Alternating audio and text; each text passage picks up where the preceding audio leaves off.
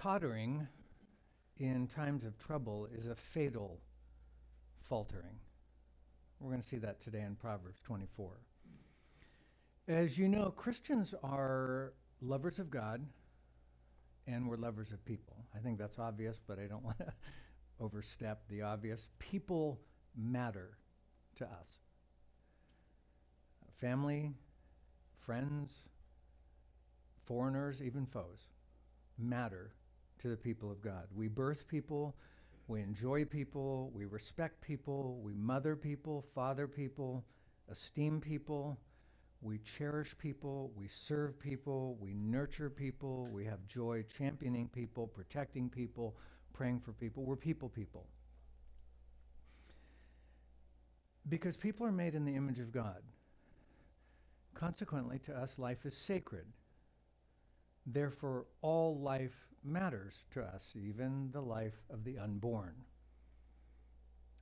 When people's lives, therefore, are in danger or at risk, it is a Christian's duty, his obligation, his intrinsic kind of calling, is to care or to get involved or to be strong or to rescue or to save without hesitation, without cowardice, without excuse. It's part of our duty as a believer. It's part of our calling as a Christian. Today we're going to see that summarized for us in 3 simple verses in Proverbs 24. Let's read verses 10, 11, and 12. Then we'll kind of give some introductory comments, go back and unpack those 3 verses so that you leave today equipped. Proverbs 24, starting in verse 10. If you falter in a time of trouble, how small is your strength? Rescue those who are being taken away to death. Hold back those who are stumbling to the slaughter.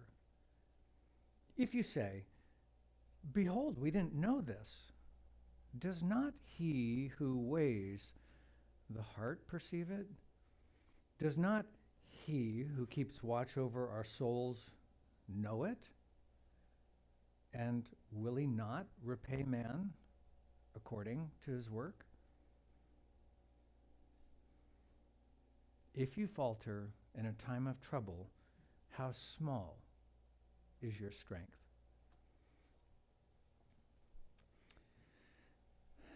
There's a lot of Navy people. Memorial Day weekend, I was reading some quotes from the military, and I came across the U.S. Navy Admiral Chester Nimitz. I think we have an aircraft carrier named after him.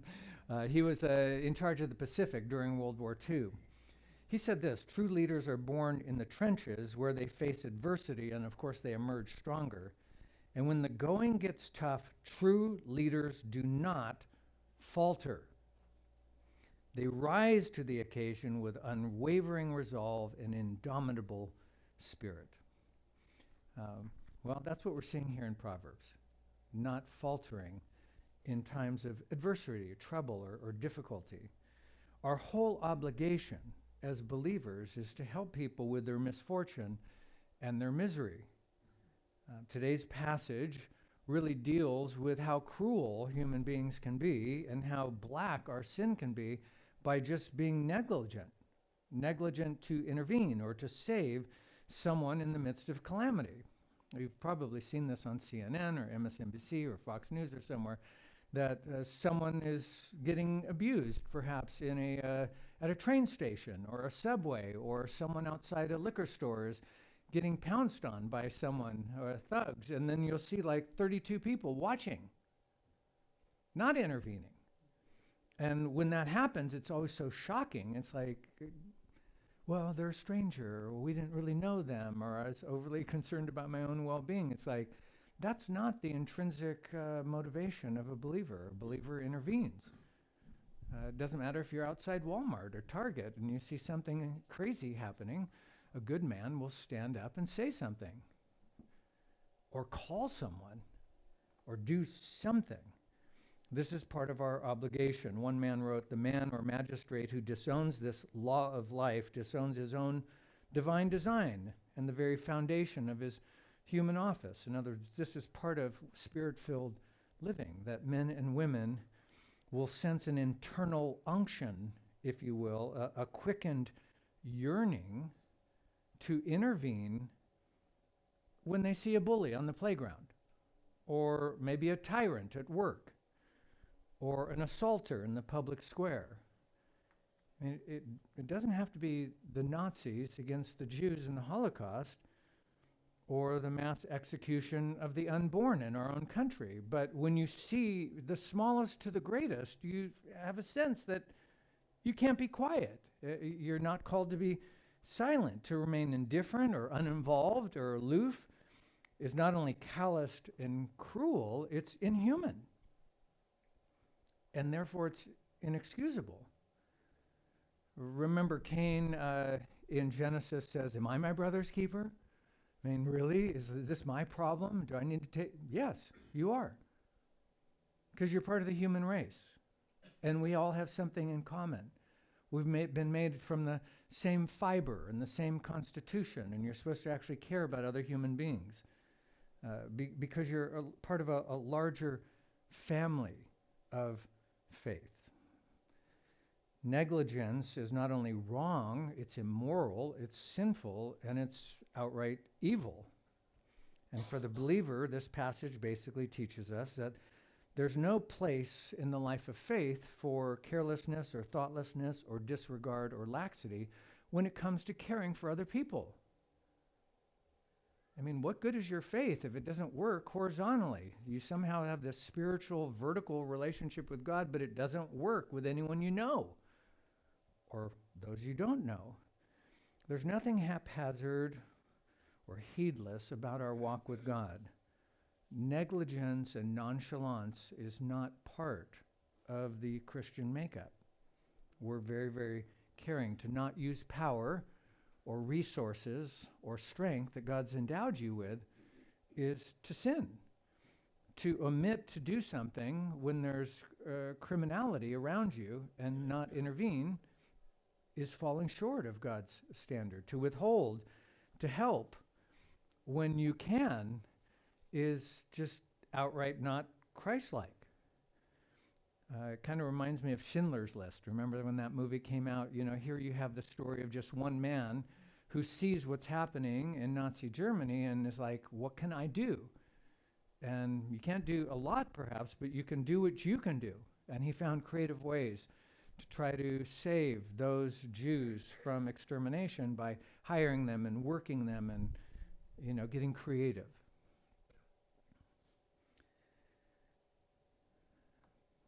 One writer said, violence slays 1,000, but negligence slays 10,000s.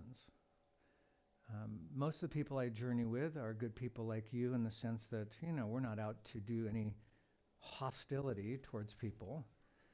But the hostilities we would probably be charged with before God have to do with negligence or not doing something.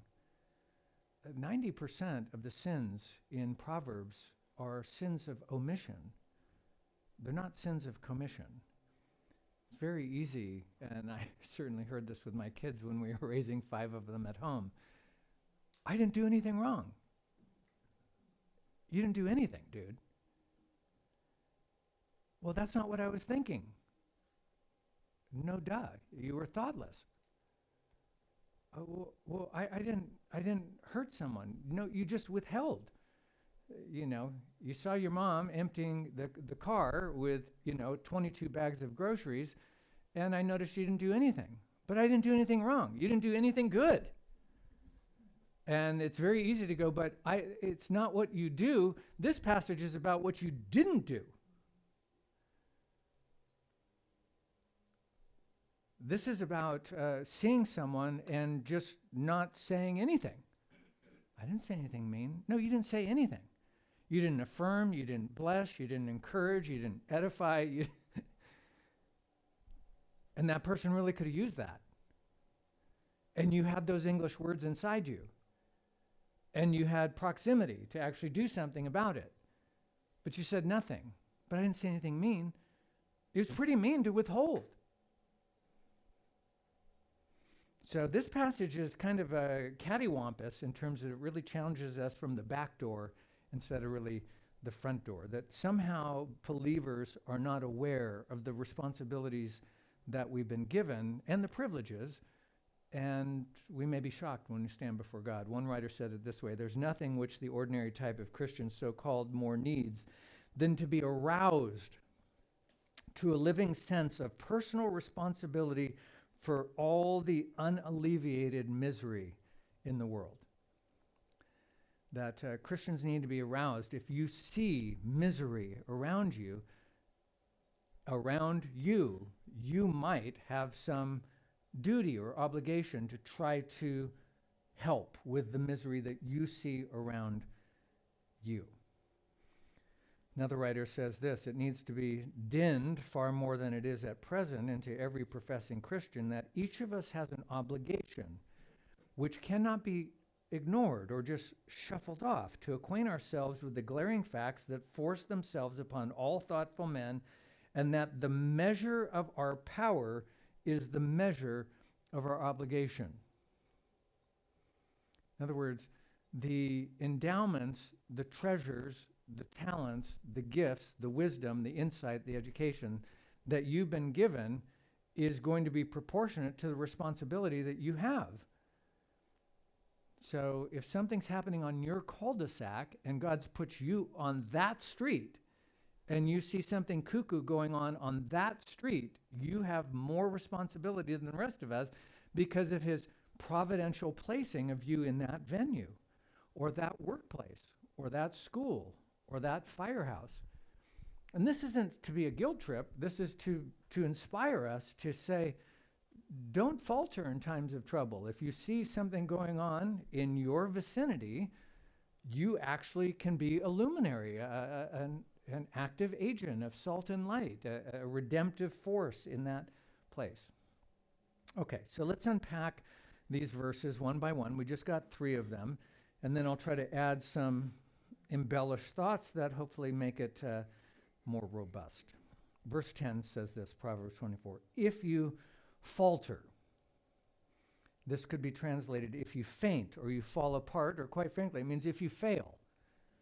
If you slack and succumb to anxiety or danger, if you get careless or you give up, or if you lack courage, if you wave the white flag, if you get despondent and dejected in mind, in times of trouble, like when we need you, like in the moment when it really matters, in the day of despair or distress, in the midst of adversity, if you falter in the midst of the crisis, when your neighborhood is actually in danger, when injustice is proceeding, when things get intense, when you're under bodily affliction, when you're reduced to great wants, when you're under violent persecution, whatever you want, if you falter in times of trouble or tribulation or testing or torment, how small is your strength? When the sky is clear above, when loving friends are all around us, when you have privileges all about you, it's of course easy to maintain a loving, gracious, equitable, obedient mind. We can all row, with a stream. We can all sail with a favoring wind. But the hour comes, and it comes multiple times to all of us, when we have to face darkness or difficulty, or those around us are facing it. And it's in those times that we need to be able to bear aspersion and abuse and slander and censor. We need to sustain under heavy loss. We need to go on our way, perhaps with a lonely heart at times. We need to be able to suffer disappointment and discouragement and distress and discord and disaster at times, because we live in a fallen world. We're not in Eden anymore. We've been kicked out. We're in Babylon. We're in Rome. We're in California.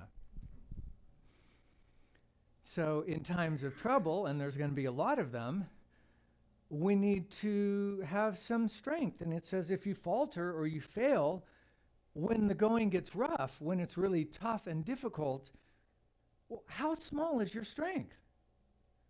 You're exposed. You think you're so great, but you're only great when your feathers are unfettered, when life is easy and everything goes your way. But like when things start to melt down and you lose it, you lose your mind, you lose your composure, you lose your witness, that's terrible. The Hebrew word here for how small means how narrow, how skinny, how lean, how meager is your strength. It could be bodily or relational or moral or spiritual strength. In other words, in times of trouble, if you fail then, it exposes the smallness of your faith. It exposes the tininess of your heart. It exposes the narrowness of your vision, the leanness of your love, the petiteness of your purpose, the dinkiness of your courage. It shows that you really are scrawny. In times of trouble, that's when we need you to hold the line, stand against evil, intervene on behalf of the good. It's in times of trouble we need you to represent God and not run.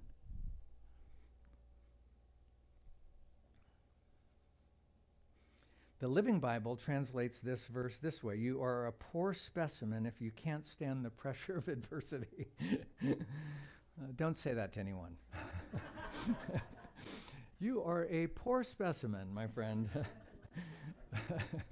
The Message says it this way: if you fall to pieces in a crisis, there wasn't much to you in the first place. In other words, the crisis or the times of trouble are what expose us. And that's, I think, what we're seeing on a grand scale politically with certain people. It seems like some people are going after people politically, and they seem still resolute. They seem to still be standing. They seem to still be taking their place. And that's inspiring to people because it's easy to feel crushed by the FBI and the CIA and the DOJ and the government forces and your crazy boss. And it's easy to just waffle. But when you show that you have actual Christian constitution to your fiber, it's very inspiring. If you take hot coffee and you pour it into a red Solo cup, it's going to destroy the cup. It can't withhold that kind of heat. If you put it in like a Starbucks cup, it'll hold the heat, but sometimes it's still kind of hot. So then you have to add a sleeve to it to fortify the cup. And then if you just pour it into like a ceramic mug, it's like, whatever. It's super hot. I'm really not scared. Because the constitution of the cup can handle that kind of heat without any problem.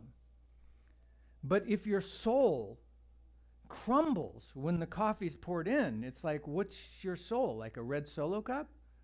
Well, what are we talking about? A little, like a foam soul? Like, why are you not fortified? Do you need a sleeve, a spiritual sleeve on there? The goal is in times of good that you're growing and maturing and developing so that you become more and more like ceramic or some really cool coffee mug, so that when someone says it's really hot, you're like, I'm good. Like, I can contain that without like it damaging me. And therefore I can be present and helpful. So verse 10 kind of deals with this failure, this faltering in times of trouble. Verse 11 says, well, what is the remedy? What should we do?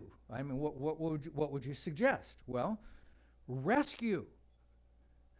Could be translated deliver or save those who are being taken away.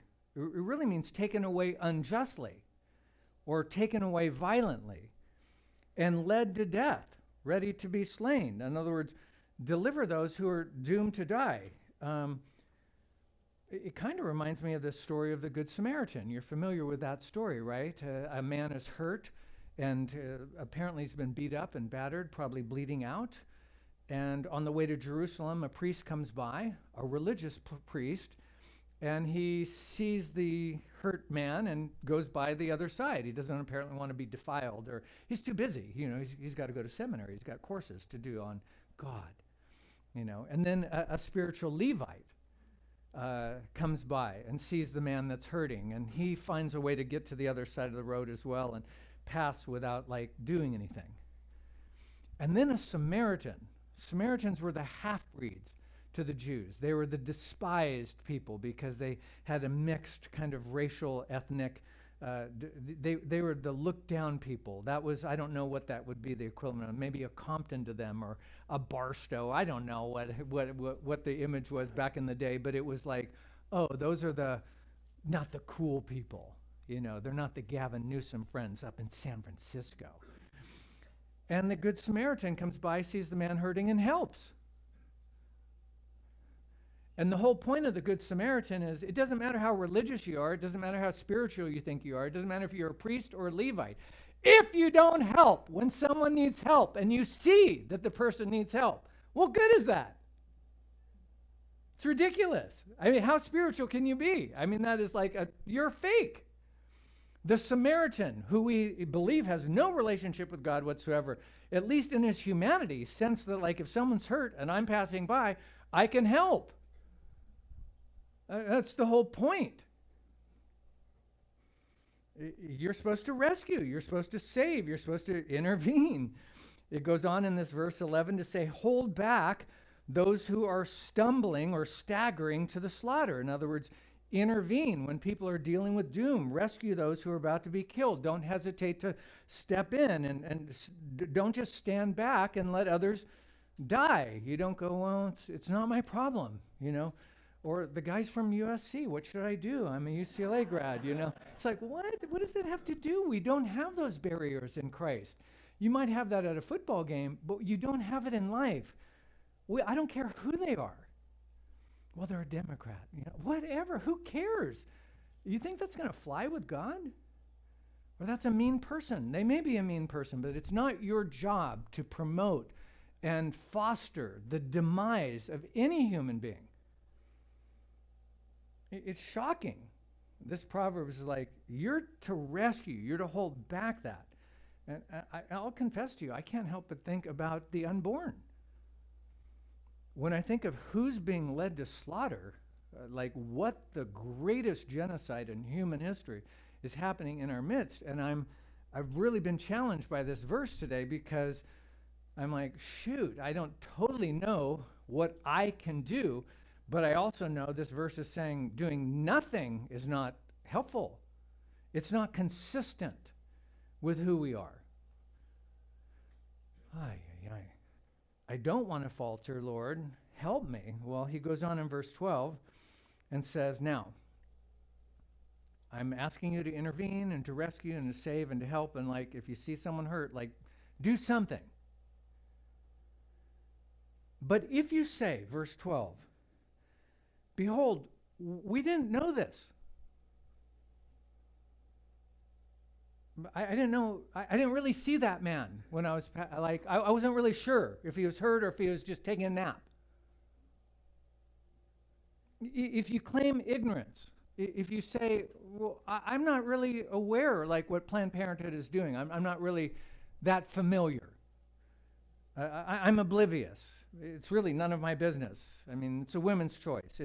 You know, I don't know. I don't want to, you know, I don't know what's happening with our Jewish neighbors here in Germany in 1941, but they seem to be leaving or moving.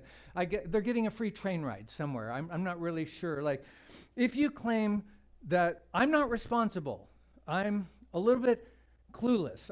I'm like, who am I? Like, I don't know what the Third Reich is really doing, and I don't really want to know.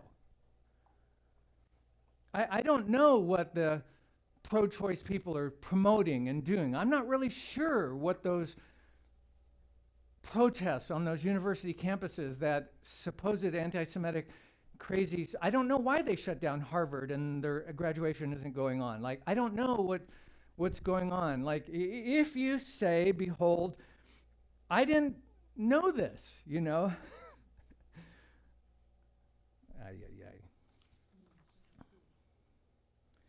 Does not he who weighs the heart perceive it? I mean, doesn't God know what you know? See, the fallen human heart and nature is just filled with excuses. And here we have one in verse 12.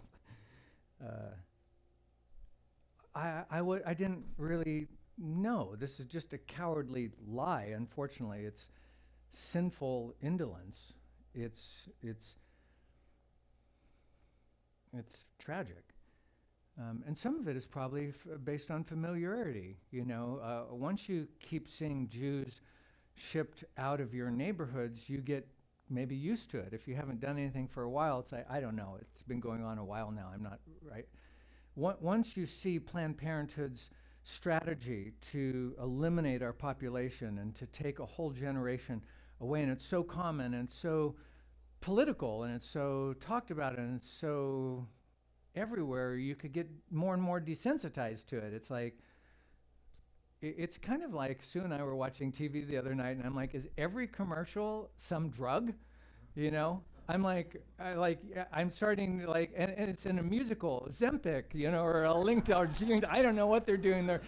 They're dancing to some music about, and then if that doesn't, and if you have these symptoms, you know, and then I'm like, then you take this drug to combat. I'm like, does the drug industry like own all the commercials on they do? Because I need about 9 things apparently, you know, after watching just one episode of The Voice. So you get desensitized. Like I end up like just normalizing that I'm going to see 9 drug commercials. You normalize that people abort babies. They have abortions. It's just common. There's thousands of them a day, and it's been going on for so long, and I haven't done very much for so long. It's just can get familiar. I was reading one writer that really challenged me, and he basically was saying chronic cultural custom can dull our impressions. Like you get so used to something, it's kind of, I'm just dulled to it. Another writer says, then there is an ignorance of others' suffering, which is the result of selfish absorption in one's own concerns. The man who is caring for himself only, and those thoughts and feelings all flow in the direction of his own success, may see spread before him the most poignant sorrows without feeling one throb of brotherly compassion and without even being aware of what his eyes sees. So insofar as the excuses we knew it not is true, it's no excuse, it's an indictment. It's like, ow. It's not an excuse, it's an indictment. You're too preoccupied with yourself to even look up and see what's happening around you, and you're not doing anything. Ouch. Well, it's interesting, this verse in verse 12 here, goes on to say, if you say you're not aware, I don't think that's going to fly with God. Because, you know, maybe it's because of your self-absorption, maybe it's because you're cowardice, maybe you just don't want to see it, maybe you've become so familiar, you just have been paralyzed to do anything. There could be a lot of reasons, but now the proverb says, let me share with you about God, because God is different than human beings. He's very preoccupied with people. He cares about you. He's numbered the hairs on your head. He knows what you're thinking and what you're doing. He's omniscient. He's omnipresent. He's very concerned. When you're having a hard time, he doesn't get too busy that he's like, oh, what's going? If you're having a hard time, he's involved. He cares. He may be sending angels. He may be sending prayers. He may do something with the Holy Spirit to animate you and comfort you in a time of, in other words, it's going to parallel our negligence with God's total concern, which is kind of a condemnation in and of itself. It says, does not he, that is God, who weighs the heart, who, in other words, who knows our minds, who evaluates, inspects, and examines our motives, doesn't he perceive it? I mean, doesn't he know what's going on? He knows, right? Of course he does. In other words, don't make any excuses like, sorry, I had no idea, is not going to fly with an all-knowing God who can see through your excuses. God is always diligent and dedicated to watch our hearts. He's really being contrasted with us who can get idle and indolent and slight and superficial with the concerns of other people. Other people are going through something difficult, and it's easy to just kind of go, oh, I'm sorry to hear that. done. It doesn't always move us to try to do more. Of course, we can't do everything. Hopefully you understand there's grace. Like, you can't do everything. You have limits. But this passage is more, are you doing anything? God takes pains to speak to us, to see us, to know us, to care about us, and lofty disregard of human suffering is not God's way.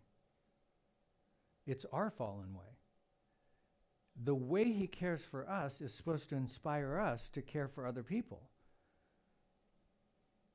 Jesus, the Father, the Spirit, condescend to look down upon us, to be with us, even in the most trivial things. I could get a splinter, and it seems like God cares. Like, because it really hurts. And by the way, I do have a little cut here, and it really has hurt. Millie, you care, right? Because no one else, they're rolling eyes over here. But it's really painful, and it's on the end of my finger, and, Okay. Right? We all have stuff, and we want people to care. And sometimes there's nothing you can do about it. But sometimes when someone's crushing or they're falling, you can step in, and you broke the fall of this gentleman. I mean, that's super cool. And that is so intrinsic, like you don't have time to think about that. That was a reflex of someone who cares about other people. I don't even know if you know the person. That's not even relevant. It was super cool in that Colorado shooting in that movie theater years back when they said all these young boys in the movie theater covered the girls, and many of them sacrificed their lives for girls they didn't even know. But they intrinsically, something in them, they didn't have like a course. Remember when someone comes into a movie theater and starts firing, they didn't have a course on it. They had an intrinsic masculine protective instinct that in the midst of danger, I don't care who that is, I intervene. I put myself between danger and other people. First with my wife, perhaps next with my daughters, but any woman, and then any other person.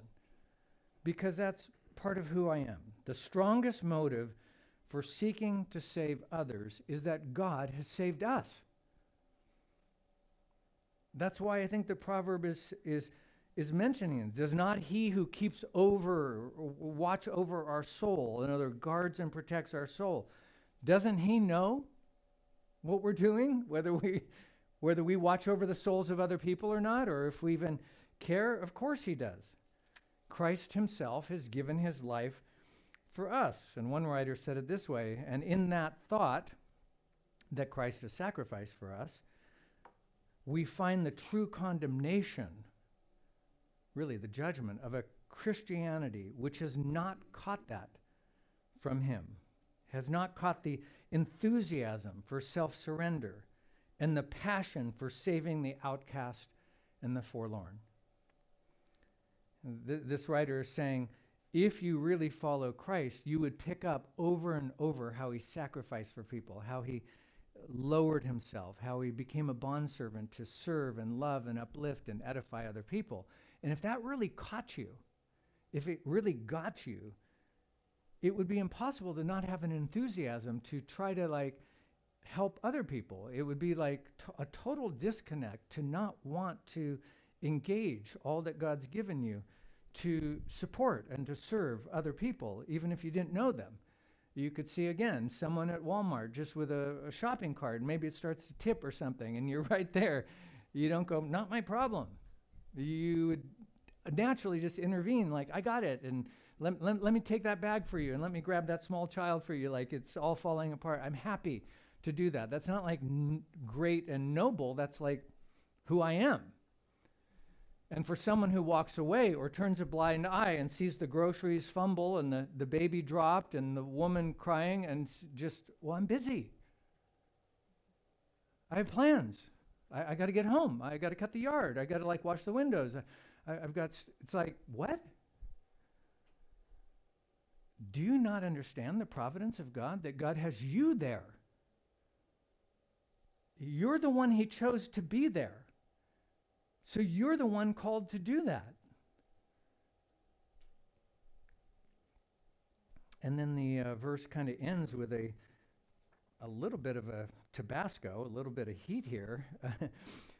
Will not God repay or recompense every man according to his work? He will.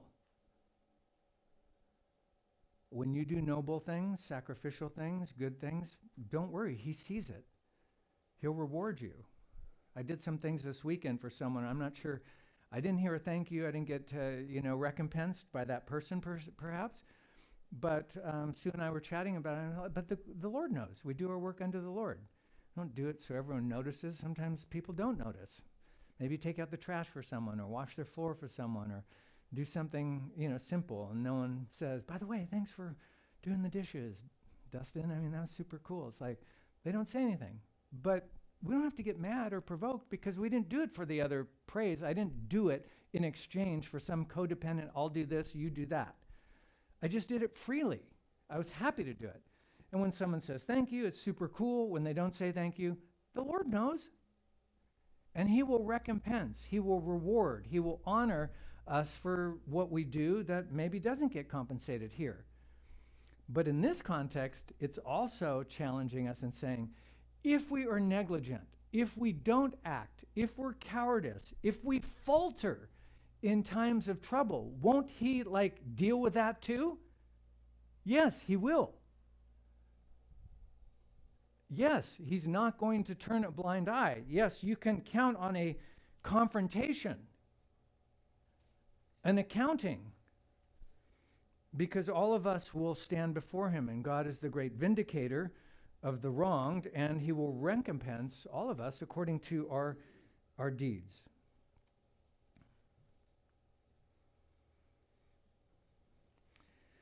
So those are our 3 verses for today. That was fun, huh? Wasn't that so fun? Wow. Okay, so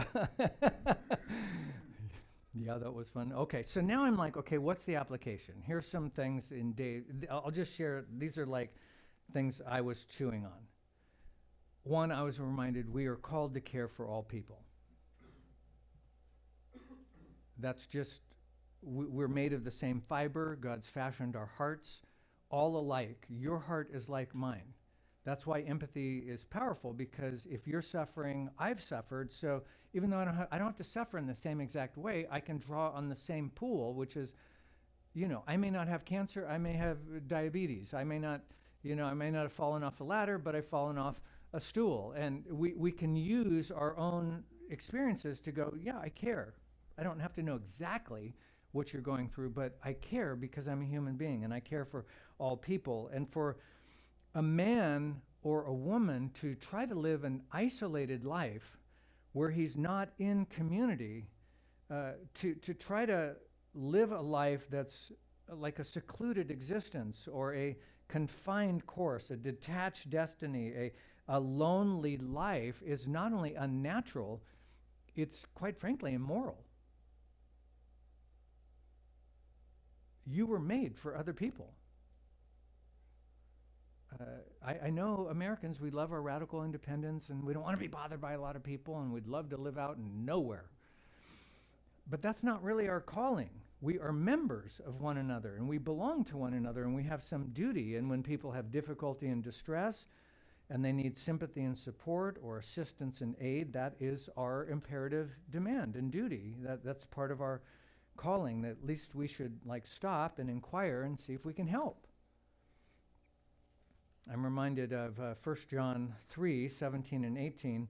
John is always pretty candid, so I always like his writings, but he says this. You're familiar with this passage, I'm sure. If anyone, that's any supposed Christian, who has material possessions or you have worldly goods, in other words, you have money and means to live well, and you see a brother or sister, a fellow believer in need, but has no pity, you have no compassion on them. In other words, your heart is closed and you turn a cold shoulder. How can the love of God be in that person? That's, huh? It's just, what? Dear children, verse 18, let us not love with words or speech. Don't just talk about it, but with activated actions, tangible deeds, actual help, and in truth. So John is always very, very candid. He's like, if you know someone needs help or is struggling or could use a good hand, and you don't do anything, I mean, talk about a disconnect. How could the love of God actually live in you? You tell me you have this great vertical relationship, but somehow it never works horizontally. No. He goes on to say, if, if you can't love your brother who you do see, he's like, no, you can't love God who you don't see. If you're not good with someone that you can actually, is tactile and you can touch and they're right there, and you want me to believe you have this great connection with an invisible spirit? I don't think so. John's just like, no. The great command is to love God and neighbor. They go together. Conjunction, junction, what's your function, right? Both and. So that was my first little takeaway, is that we're called to care for people. And secondly, I just wrote to myself, we're certainly called to help those in danger of death.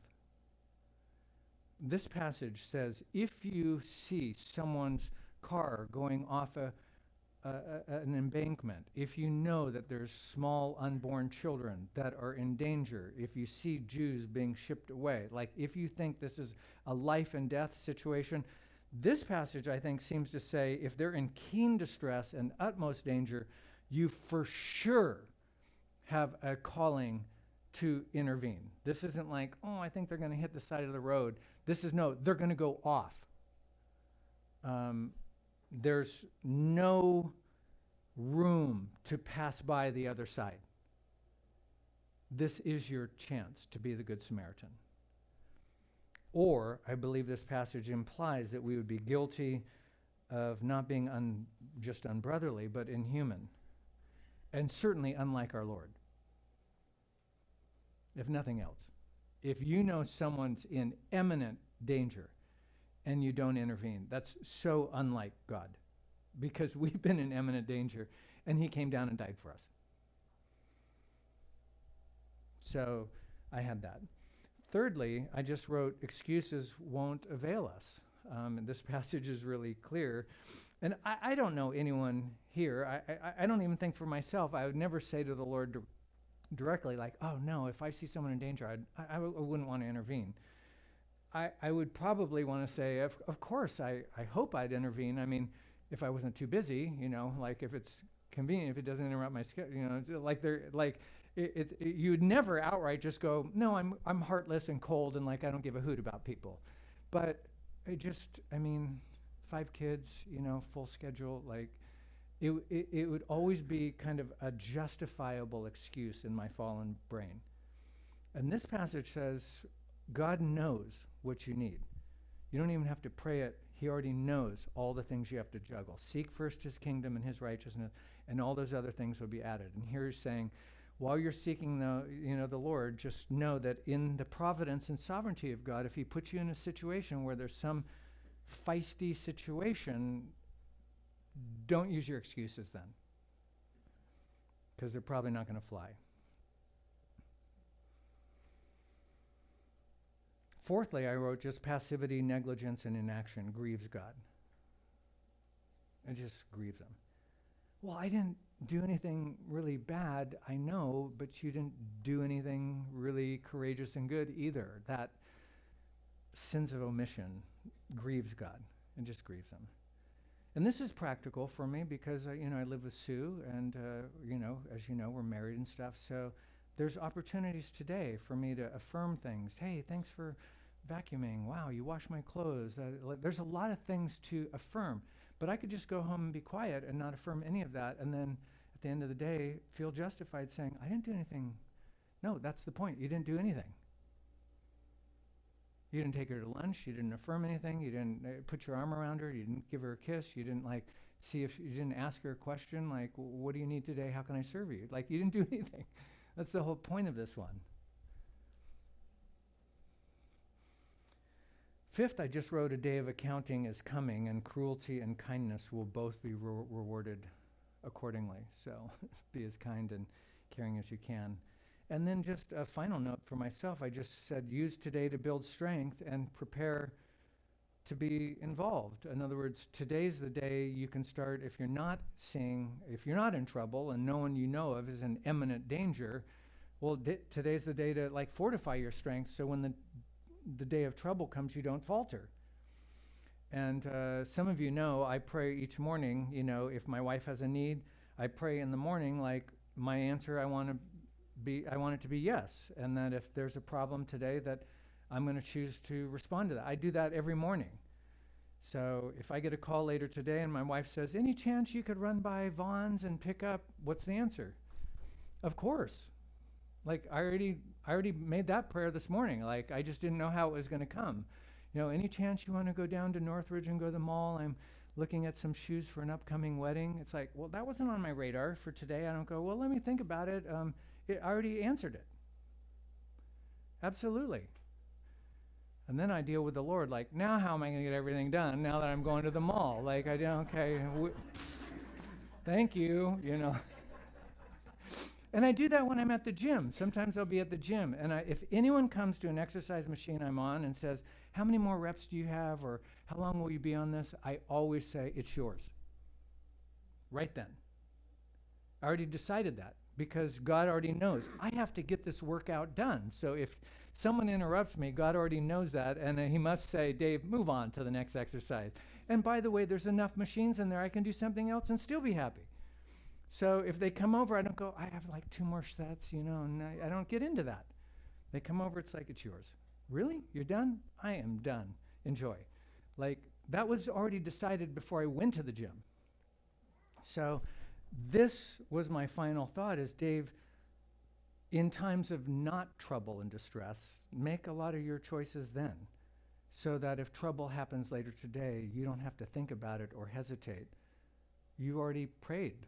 Lord, if someone needs help today, then I'm assuming if you make me aware of it, that I'm part of your solution, and I'm going to show up. In conclusion, we're lovers of God and lovers of people. People matter to us, family, friends, foreigners and foes, because we're made in the image of God, so we have something in common with all people. And therefore, life is sacred. Therefore, all life matters to us, even the life of the unborn, or the life of the infirmed, or the life of the handicapped or struggling. Everyone matters to us. And certainly the life of those who are under threat of being murdered or killed or taken out, the little vulnerable people, those really do matter to us, because when people are in danger and when people are at risk, Christians care. They get involved. They're strong. They rescue. They save. Without hesitation, without cowardice, and without excuse. Because Proverbs 24:10-12 says, if you falter in the time of trouble, how small is your strength? Rescue those who are being taken away to death. Hold back those who are stumbling to the slaughter. And then if you say, like, well, behold, we didn't know this. Does not he who weighs the heart perceive it? Does not he who keeps watch over your soul, doesn't he know it? And will he not repay man according to his work? Tottering in a time of trouble is a fatal faltering. Let it not be said of us. Amen.